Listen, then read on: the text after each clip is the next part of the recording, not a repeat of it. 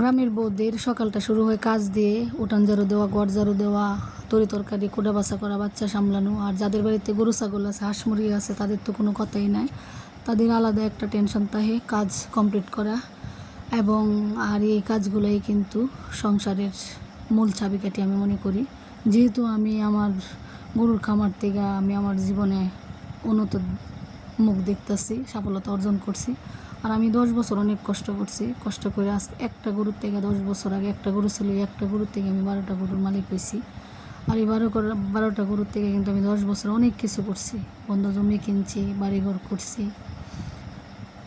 নিজেরা বিপদ আপদে সব কিছুই হেল্প করছি খামার থেকে। ইনশাল্লাহ সামনে খামার আরও বড় করার ইচ্ছা আছে।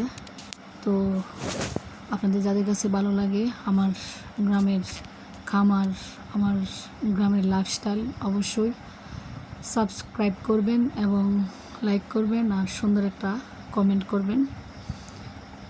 আর যারা গরু ছাগল মানে খামার যাদের আছে তারা তো জানেই গরু অনেক কিন্তু কষ্ট করা লাগে। আর এই জায়গায় কিন্তু ধৈর্য লাগে, ধৈর্য ছাড়াও না। আর ধৈর্য করলে কিন্তু কষ্ট করলে ধৈর্য থাকলে কষ্ট করলে অবশ্যই সফলতার মুখ দেখতে হয়। আর আমি 10 বছর কষ্ট করছি, ধৈর্য ধরছি, এই কারণে আল্লাহ আমারে সফল হওয়ার এক ধাপ আগায় নিছে।